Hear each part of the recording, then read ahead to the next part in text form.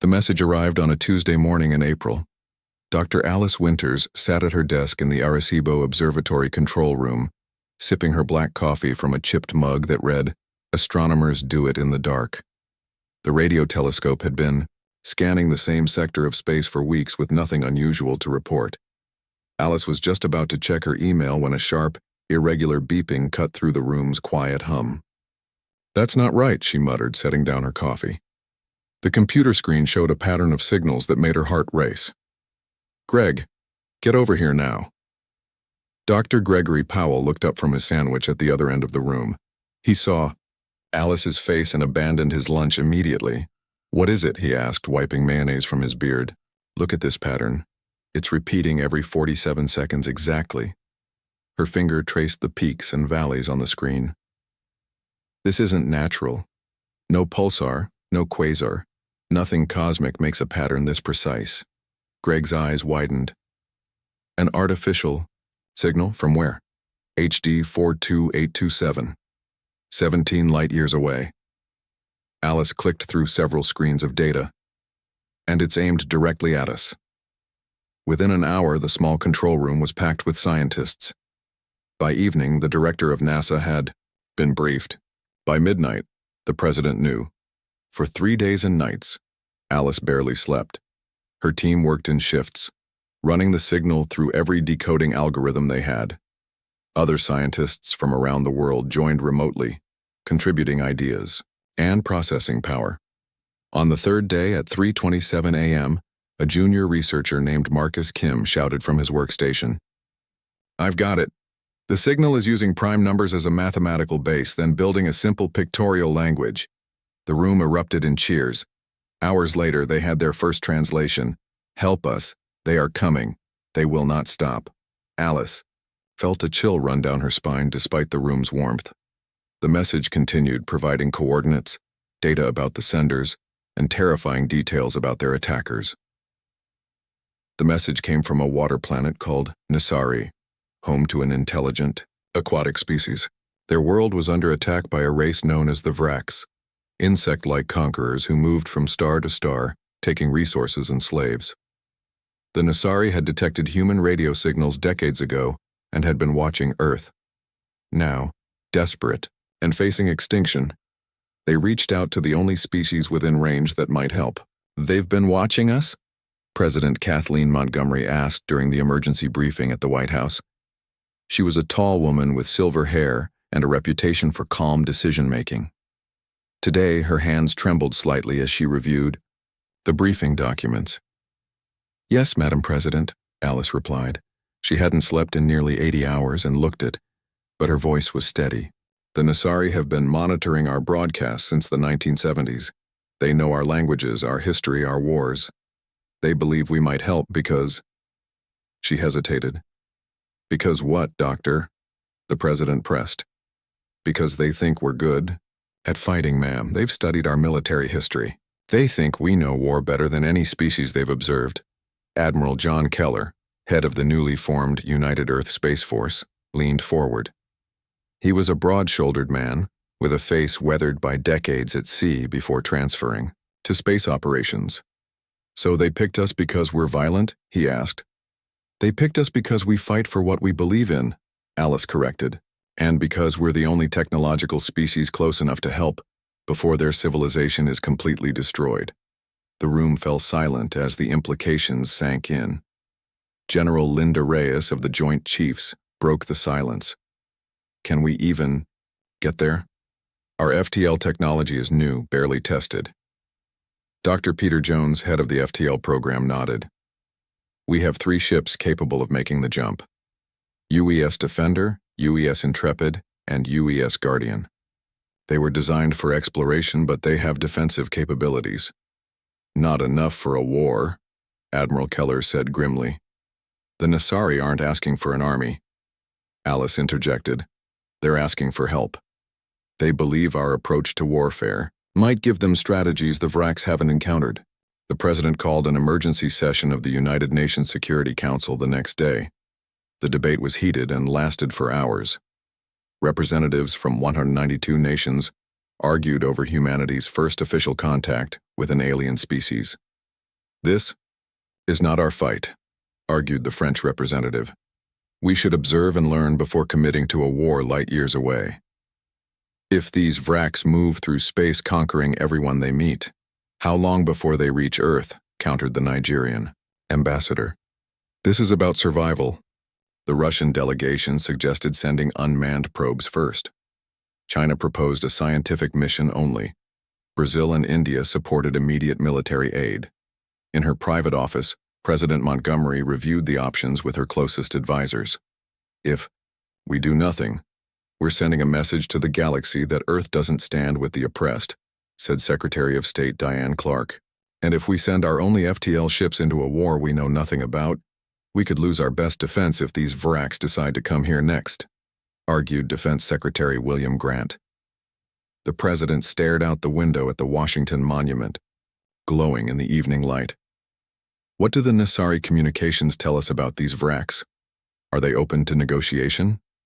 Alice, who had been invited to the meeting, shook her head. The vraks don't negotiate. They've destroyed 7 civilizations in the last century. They strip planets of resources, take what they want, and leave dead worlds behind. The Nasari are just the latest target, and they'll keep going, Admiral Keller added. Our analysts believe Earth would be a prime target once they detect our technology. The president was quiet for a long moment. Then we have no choice. We fight now, on our terms, with allies who can help us understand what we're facing. She turned to Admiral Keller. Prepare your ships. Humanity is going to war. The decision sent shockwaves through human society. Some protested, calling it reckless. Others enlisted in military services in record numbers. Scientists and engineers worked around the clock to adapt Earth's technology for war in space.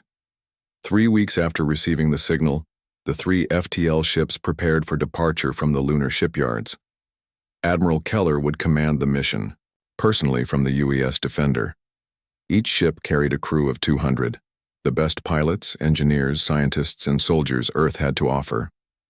On the day of launch, Admiral Keller addressed the crews gathered in the lunar hangar. What we do today, we do not just for an alien race we've never met. We do it for Earth, for our future, and for the kind of galaxy we want to live in, one where the strong don't simply devour the weak. He paused, looking at the faces before him. The Nasari called for help. Humanity answers. Let's show these vraks what humans bring to a fight. No one on Earth could have predicted what would follow. The journey through fold space lasted 14 days. Inside the 3 human ships, crews trained, planned, and wondered what they would find. Some prayed, others wrote letters to families they might never see again. All felt the weight of being the first humans to fight beyond their solar system. Admiral Keller spent most of his time studying the Nasari transmissions. The aliens had sent all they knew about vraks' weapons, ships, and tactics. It wasn't much. They're not military thinkers, he told his officers during their final briefing. The Nasari are scientists and traders. They've been fighting defensively for years and losing badly. Commander Olivia Martinez, tactical officer on the Defender, frowned at the holographic display of vraks' ships. Their weapons are advanced, sir, energy-based with shields we've never encountered. But look at how they use them, Admiral Keller pointed. Straight approaches. No deception, no adaptation. They rely on being stronger, not smarter. We won't be stronger, Captain Frank Davis of the Intrepid said quietly. No, Keller agreed. But we will be smarter. The ships exited fold space at the edge of the Nasari system. Alarms blared immediately. Multiple enemy ships detected, reported Lieutenant Sam Wilson from the sensor station. 3 large vessels in orbit around the 4th planet. Energy readings indicate they're firing on the surface. Show me, Keller ordered. The main screen filled with images of a blue-green world. From orbit, the vraks ships, huge angular vessels with protruding weapon ports, fired glowing beams at the planet below. Where they struck, the ocean boiled. Life signs? Keller asked. Millions, sir, but fading fast in the impact zones. The Nasari live underwater. Those beams are boiling their cities alive. Keller's jaw tightened. Open a channel to all ships, battle stations. Deploy Athena protocols. He paused. "And open communications with the Vracs. Let's see if they'll talk first." Lieutenant Susan Rivera, communications officer, worked her console. "Channel open, sir." Keller stood straight, his voice steady. "This is Admiral John Keller of the United Earth Space Force. We request an immediate end to your attack on the Nasari world." The screen flickered, then showed the interior of a Vrax ship. The alien commander resembled a giant praying mantis with a hard green exoskeleton. Multiple limbs moved constantly around control panels. Its large compound eyes seemed to flash with their own light. "New species," it clicked in strangely accented English. "This is not your concern. Depart or be added to our harvest." "We are, here at the request of the Nasari government," Keller replied calmly. "End your attack now or we will respond with force." The Vrax made a chattering sound that might have been laughter. "Your 3 small ships against our fleet? You have no concept of our power. Watch and learn your place in the galaxy." The largest Vrax ship turned, redirecting a weapon toward the human fleet. "They're charging weapons," Commander Martinez reported. "Energy buildup detected. All ships, evasive pattern Delta," Keller ordered. "Activate stealth systems now." What happened next shocked both alien species. The 3 human ships seemed to vanish from sensors. They had not developed true invisibility, but their hulls absorbed energy rather than reflecting it, and their engines left minimal thermal signatures. The Vrax fired anyway, their energy beams slicing through empty space where the defender had been moments before. "They miss," the Vrax commander clicked in confusion. "Locate enemy vessels," but the human ships were already moving to attack positions. On the defender, Admiral Keller gave his next order. "Deploy kinetic missiles, full spread. Target their main weapon systems and engines."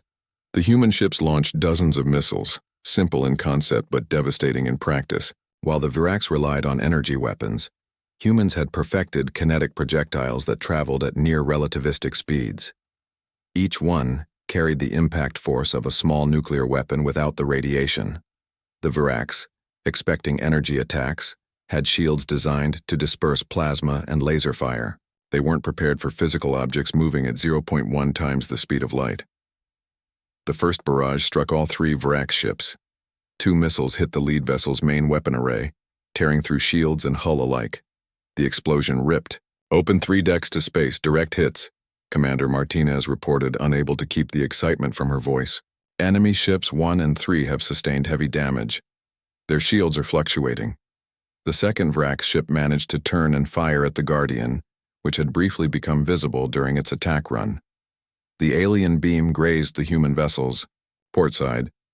Guardian reports minor damage to their outer hull," Lieutenant Wilson said. "No casualties." "They're targeting with some kind of gravitic weapon," Commander Martinez added, studying her readings.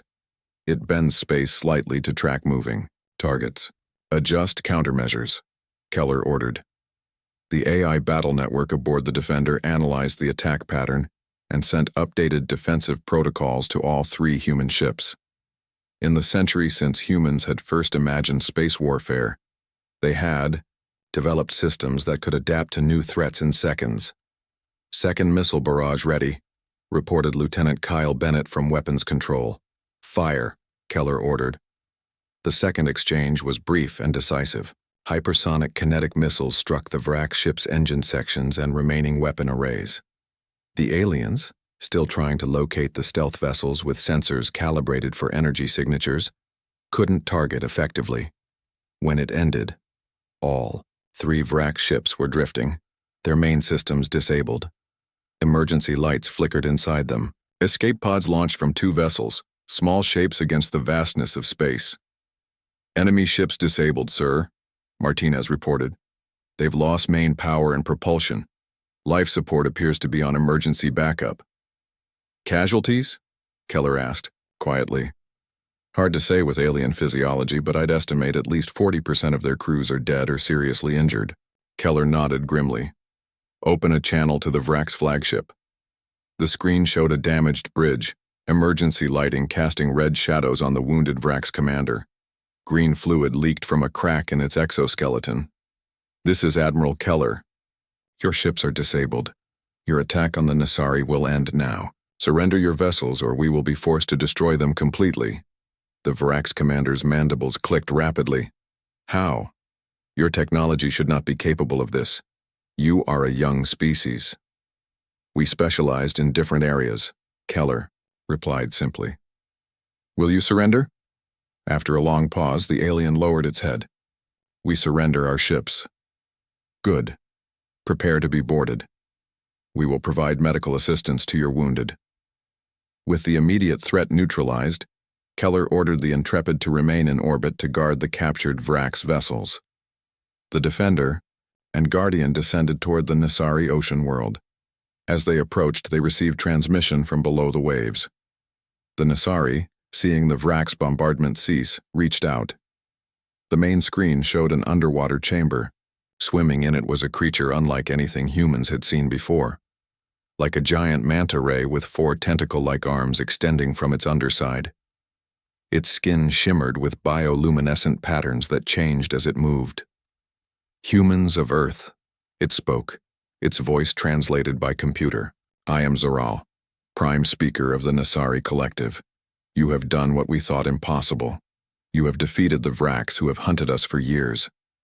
We came to help, Admiral Keller replied. As requested. Help? The Nasari's lights pulsed, rapidly. You have done more than help.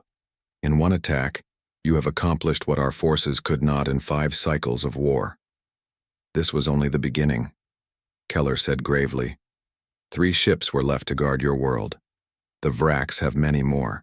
They will return stronger and prepared for our weapons. Then what hope is there? Asked Zoral, the patterns on its skin dimming. Keller smiled for the first time since entering the system. You asked for human help. What you're going to get is something more. You're going to get human war. The transmission ended and Keller turned to his officers. Contact Earth. Tell them we were successful but that we'll need reinforcements. And tell them to bring everything. Below in their ocean cities, the Nasari celebrated their first victory. They had no way of knowing that the real war was just beginning, or what humans were capable of when truly provoked. News of the human victory spread quickly. The Nasari used ancient communication relays to contact other species who had suffered under Varax attacks. For the first time in decades, hope flickered in the darkness between stars. Meanwhile, deep in Varax territory, the Supreme Hive received reports of their defeat. The Varax Queen, a massive creature the size of a bus, clicked her mandibles in fury. She sat on a living throne made from the specialized bodies of worker drones, surrounded by warrior guards with gleaming carapaces. 3 ships, she hissed to her advisors. 3 ships from a species we have never encountered defeated our attack force? They used primitive kinetic weapons, Great Queen, explained the military commander, his head lowered in submission. But at speeds we did not anticipate. Our shields were calibrated for energy weapons. Then recalibrate, she screeched. Gather the armada. We will crush these humans and finish harvesting the Nasari world. Throughout Varax space, 30 warships prepared for battle. The Varax had conquered 17 star systems through overwhelming force. They would not be stopped by newcomers. On Earth, the United Nations Security Council met again. The mood was different now. Victory had replaced doubt, but caution remained. We won the first battle, Admiral Keller reported via holographic link from the Defender. But the Varax will return with more ships and adapted defenses. Can we hold against such numbers? Asked the Chinese representative. Not with just 3 ships, Keller admitted. We need to increase our forces and form alliances. The Nasari have contacted 2 other species who fought the Varax, the Lothai and the Morrigan. They want to join us. President Montgomery stood at the center of the chamber. We face a choice. We can defend only the Nasari world and prepare Earth for eventual Varax attack, or we can take the fight to them. Debates lasted for days, but in the end the decision was clear. Earth would not wait to be attacked. Within a month, 7 civilian space vessels were converted for military use. Every deep space exploration ship was recalled. The fleet grew to 15 vessels, including 4 new warships specifically designed to fight the Vraks, based on what they'd learned from the first encounter. Dr. Alice Winters and Dr. Gregory Powell joined the war effort. They worked with Nasari scientists to study captured Vraks technology. "Look at this," Alice said one day, pointing to scans of a Vrak soldier's brain. "Their neural structure is unique. Lower castes don't appear to have independent thought centers." Greg leaned closer. "Some kind of hive mind?" "Not exactly. The warrior and worker castes receive orders through quantum entanglement links. The signals come from the ruling caste." She looked up, excitement in her tired eyes. "If we could disrupt this communication, we could throw their entire military into chaos," Greg finished. Their discovery led to a bold plan. Rather than facing the approaching Vraks armada directly, a small team would infiltrate the Vraks' homeworld and disable their central command structure. Major Ryan Foster was chosen to lead the mission. At 35, he had been a Special Forces operator before joining the Space Force. His team included 6 humans and 4 aliens, 2 Nasari specialists, a crystalline Lathi engineer, and a Morrigan scout whose gaseous body could flow through small spaces. Their ship, a captured and modified Vrak scout, was painted with Vrak's military symbols. The plan was simple but dangerous. Appear to be a damaged scout returning home, infiltrate the central hive, and deploy the quantum disruptor device designed by Winters and Powell. "This is insane," said Lieutenant Laura Bennett, Foster's second-in-command, as they prepared for the mission. She was checking her weapon, a pulse rifle designed to pierce Vrak's armor. "We're 10 people going against an entire planet. Sometimes insane works," Foster replied with a grim smile. "That's why the Vraks won't expect it." Admiral Keller personally briefed the team before departure. "The main fleet will engage the Vraks armada near the Nasari world. That should draw attention away from their homeworld. You'll have approximately 72 hours to complete your mission before they realize what's happening." The infiltration team departed 2 days later. Their journey through fold space was tense. The captured Vraks drive technology worked differently than human systems, making the trip uncomfortable and dangerous. They arrived at the edge of the Vraks home system, a red dwarf star with 5 planets. The third was their target, a green-brown world covered in massive hive structures. "Beginning. Approach," announced Sergeant Joe Miller, their pilot. "Transmitting damaged vessel codes now." The disguised ship limped toward the planet, venting small amounts of plasma to appear damaged. Vrak's traffic control responded immediately. "Scout vessel TR-417, you are showing damage. Report status." The Morrigan scout, who could mimic Vrak speech patterns perfectly, responded.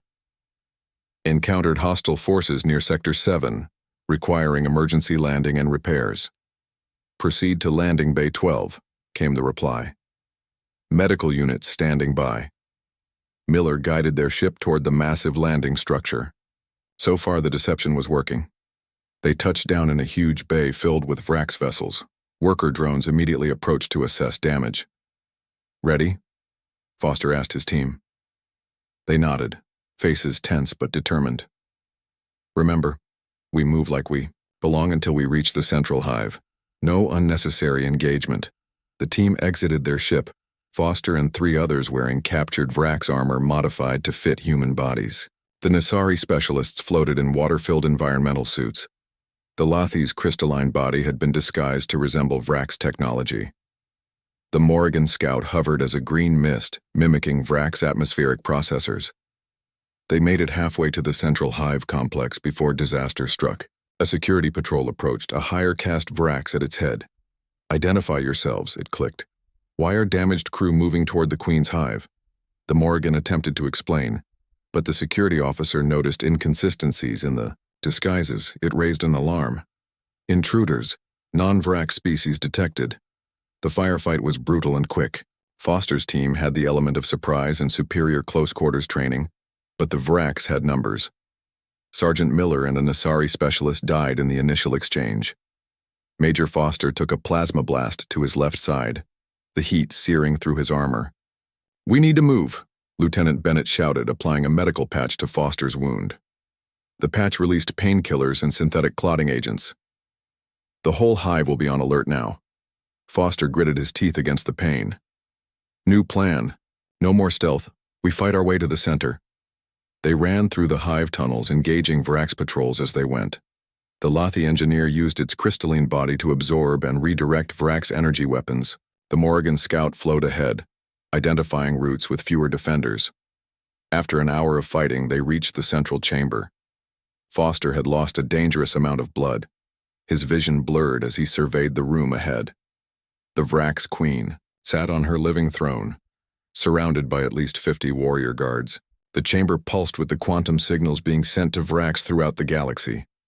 I can't make it, Foster said to Bennett, his voice weak. You need to place the disruptor.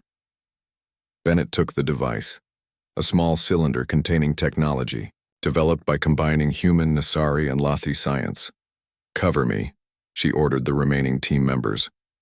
The Lothi created a brilliant light display, temporarily blinding the Vrax with their compound eyes. The Morrigan flowed into the room's atmospheric systems, causing confusion. The surviving Nasari unleashed sonic weapons that disoriented the Vrax guards. Bennett ran straight toward the queen, dodging plasma fire. A shot grazed her leg, but she kept moving. With a final lunge, she slid across the polished floor and placed the device directly beneath the queen's throne. For Earth, she whispered, activating it. The quantum disruptor sent out a pulse of energy, specifically tuned to the frequency of the Vrax hive mind. For the first time in their evolutionary history, millions of Vrax across the galaxy suddenly found themselves capable of independent thought. The confusion was immediate and total. In the chamber, guard Vrax stopped firing, looking around in apparent confusion. Some dropped their weapons. Others turned to the queen with what seemed like anger or fear in their movements. What have you done? The queen screeched, feeling her control slipping away. We freed your people, Bennett replied, backing away. Let's see what they choose to do with that freedom. Throughout Vrax space, the effect was the same. The armada approaching the Nasari world fell into disarray. Some ships continued their attack. Others turned back. Several began firing on each. Other as different castes fought for control. Bennett helped Foster to his feet. Mission accomplished, sir. Let's go home. Foster looked at the chaos spreading through the hive. This isn't just a military victory, Lieutenant. We may have just changed the course of galactic history. 6 months after the mission to the Vrax homeworld, representatives from 23 alien species gathered on Proxima Centauri b, Earth's closest stellar neighbor. The planet had been terraformed into neutral territory, with breathable atmospheres for multiple species. This was the site of the first galactic concordat, an attempt to build peace after generations of Vrax conquest. The human delegation was led by Admiral Keller, now promoted to Fleet Admiral. He walked with a slight limp, a reminder of injuries, sustained during the last battles of the war. Beside him stood Dr. Alice Winters, who had become the chief scientist for interspecies relations. Lieutenant Laura Bennett, now Major Bennett, represented the military forces as a decorated hero. The main conference hall was an architectural wonder, designed to accommodate beings from ocean dwellers to creatures who floated on gas clouds. At the center stood a simple stone pedestal bearing the original Nasari message, "Help us. They are coming. They will not stop." Beneath it, someone had added a human response. "We heard. We came. We remain." As the delegates took their places, the Nasari ambassador floated forward in his water-filled environmental suit. His skin rippled with patterns of blue and green light, the Nasari equivalent of formal dress. 6 cycles ago, my people faced extinction, he began, his words translated by devices worn by all attendees. We sent a desperate message into space, hoping someone might hear. Humans not only heard, they responded with courage beyond our understanding. The ambassador's skin flashed with emotion. They did not just save us from the Vrax, they changed the very nature of our galaxy. When we cried for help, they brought their full strength. Not just weapons, but innovation, determination, and most surprisingly, mercy. This last word caused a ripple of movement among the delegates. The concept of mercy in warfare was unfamiliar to many species who had known only the brutal efficiency of the Vrax.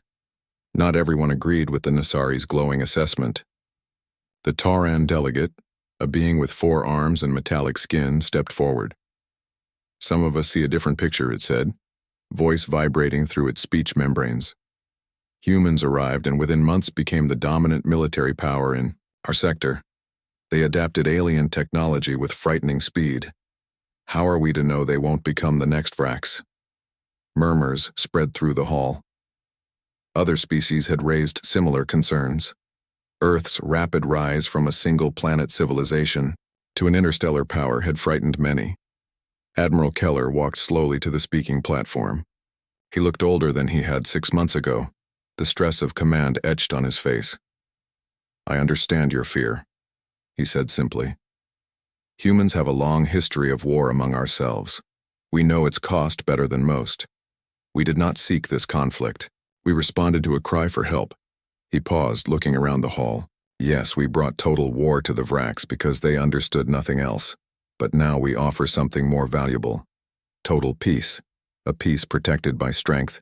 Yes, but guided by principles of cooperation and mutual respect." A stir of movement drew everyone's attention to the back of the hall.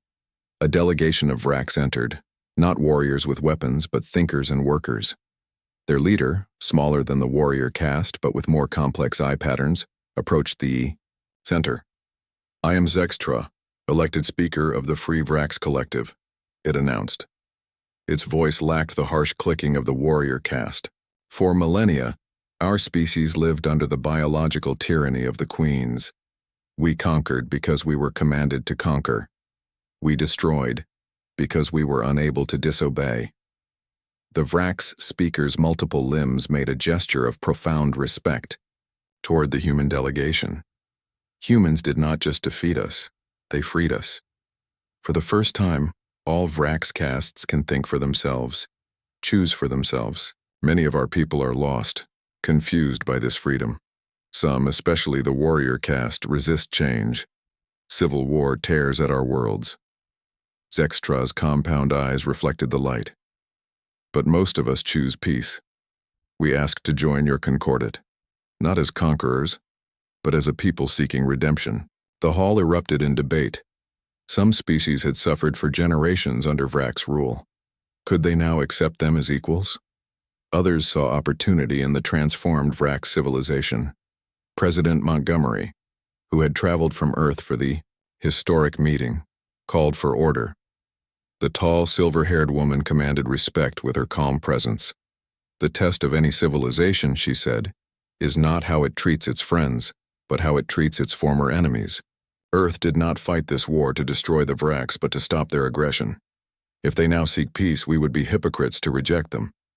For 3 days, the delegates debated the structure of the new galactic concordat. In the end, 24 species signed the agreement, including the Free Vrax Collective. The treaty established free trade, mutual defense, and a council to settle disputes. Earth would not dominate, but would serve as one voice among many.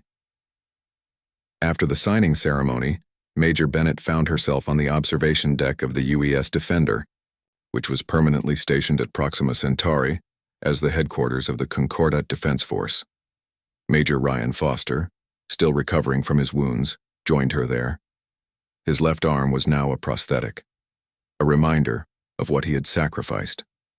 "Quite a view," he said, looking out at the ships of a dozen species moving through the system. Small craft darted between larger vessels. Trading ships arrived and departed in a carefully managed dance. "I never imagined this," Bennett admitted. "When we shipped out from Earth, I thought we'd either die or come home as conquerors. I never thought we'd end up as peacemakers." Foster laughed softly. "Is that what we are? What would you call it?" He considered the question, watching a lothy crystal ship passing beneath them, its faceted surface reflecting starlight. "I think we're still fighters," he said finally. "We just changed what we're fighting for." Bennett nodded. "Do you think they understand us yet, the aliens?" "I think they're beginning to. They called for help expecting salvation. Instead, they got humans, messy, complicated, capable of both terrible violence and extraordinary compassion. And now we're all stuck with each other." Foster said with a wry smile. That's the thing about calling for help, Bennett replied, looking out at the stars. You never know who might answer. In the decades that followed, humanity continued to expand its influence not through conquest but through alliance and mutual defense. Earth's technology spread throughout the Concordat, while humans eagerly adopted innovations from other species. The phrase human intervention became both a reassurance to the oppressed and a warning to would-be conquerors throughout the galaxy. The Vrak Civil War eventually ended with the progressive factions victorious. Their warrior castes were not eliminated but repurposed, becoming explorers and defenders rather than conquerors. Many chose to serve in the Concordat's peacekeeping forces, their natural abilities channeled toward protection rather than destruction. The original Nassari message was preserved in the Concordat's central hall, a reminder of how quickly the galaxy had changed.